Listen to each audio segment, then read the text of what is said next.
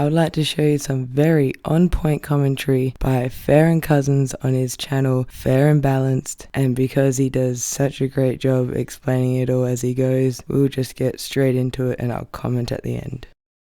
During recent testimony before the House COVID-19 Crisis Committee, Dr. Deborah Birx, who served as the coordinator for the Trump White House's COVID-19 response team, admitted that Donald Trump and basically the rest of the White House didn't take the pandemic seriously because they were all too, as she put it, distracted by the 2020 election.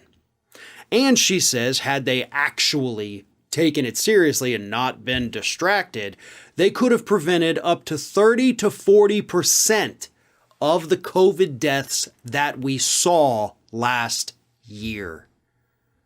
But they simply didn't care, right? They were too busy worrying about the election. Now, Dr. Birx, why did you wait so long to give this information?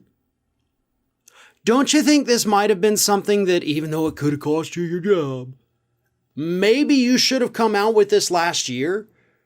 Maybe you should have blown the whistle then and said, hey, listen, they're not taking this seriously because they're focused on the election and they don't want to tell people how bad it is because they think it could, impact their electoral chances. You sat by and sat silently when now you're admitting this could have saved 30 to 40% of the lives that we lost last year. No, I'm sorry, you don't get credit for finally calling out this administration. You almost seem culpable at this point. This is gross negligence on your part, in my opinion.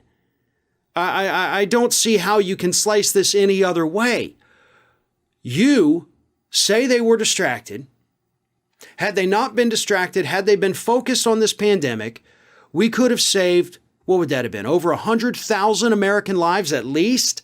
100,000 people that today are in the ground could still be alive? Families would still be whole? And you did nothing. I know this story is, supposed to, I guess, be painting Trump in a negative light. Like, oh, look, he didn't pay attention and people died. Everybody else there knew this same stuff too. Everybody else in that administration, on that COVID task force, at the CDC, everywhere, Health and Human Services, they saw these same things. Why didn't they speak out? What's more important? Your job for another 6 months? Or 150,000 lives?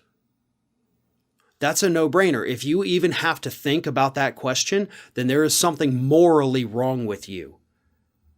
Birx had a decision to make, and she made it. She stayed silent until it was convenient for her to come out and tell the truth in front of this House subcommittee. That's not acceptable.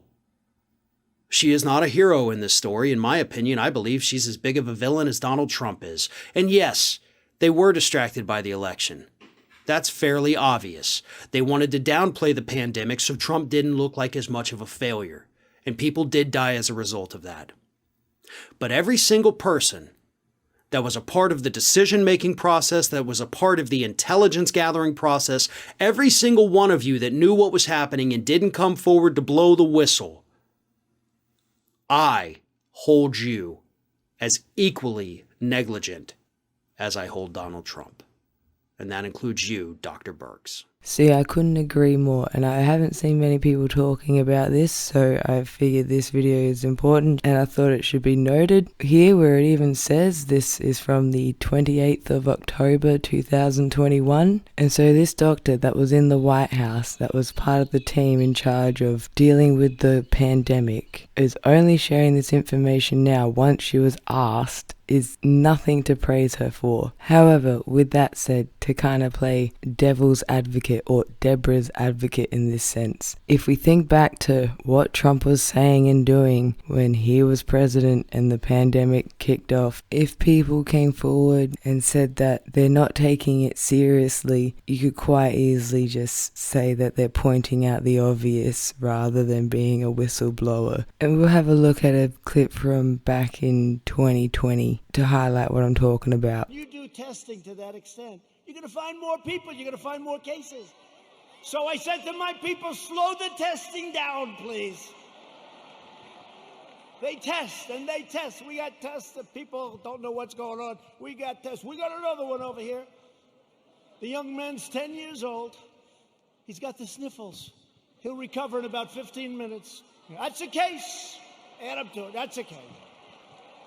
Now you see that clip of Trump from the 20th of June 2020 in a rally saying that if you do more tests you'll find more cases. Pretty obvious that he just didn't want the numbers to look bad for the election. And the date is also important, how he's saying all this publicly, June 2020, and also the comment about the 10-year-old with the sniffles that's going to be better in 15 minutes. Because I have that clip accompanied by one of the phone conversations between Trump and Bob Woodward from March 2020. Turning out it's not just old people, Bob, but just today and yesterday. Some startling facts came out. It's not just older exactly. young people, to plenty of young people.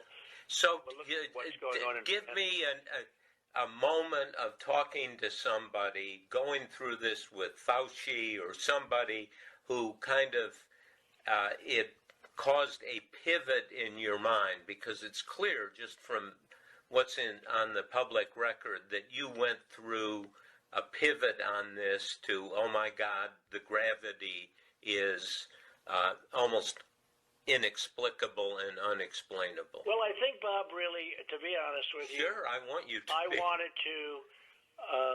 wanted to always play it down. I still like playing it down.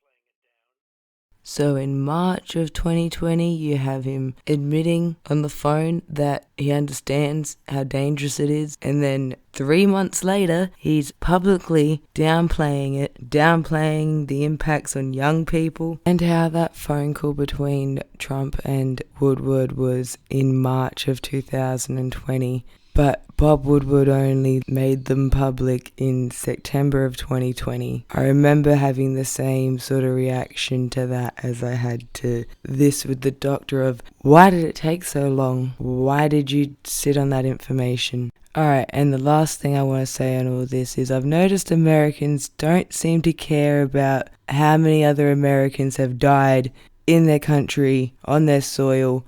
And I've also noticed that you guys do seem to care about Americans that have died while serving in the military. So maybe this will help people grasp how many of your own have been lost to this virus.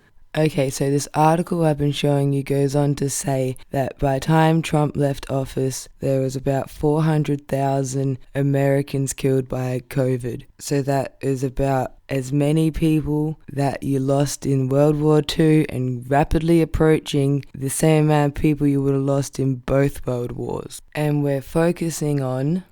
They could have prevented up to 30 to 40% of the COVID deaths that we saw last year. So between 30% and 40% of 400,000, so we'll aim for 35%. So if you got the amount of Americans that lost their lives in Iraq and Afghanistan, the Gulf War, Vietnam War, the Korean War, the amount of people that were in the Twin Towers on 9/11, and a year's worth of firearm deaths in the United States, all of that added together is about the same as 35% of 400,000. Do you understand what I'm saying? The amount of COVID-19 deaths that that doctors said could have been prevented in America is the same as 4 of your most recent conflicts, a major terrorist attack, and a year's worth of your gun violence. And it's even more crazy when you consider that the US has all the vaccines, so many that they're not being used and they're throwing millions of them away. And then also, another layer of crazy is the fact that Trump got away with all that corruption stuff, and then he seemed to not really suffer any consequences from trying to end your democracy. And then it's just nobody's really batting an eyelid at how many Americans fucking died because of the choices and inaction of Donald fucking Trump.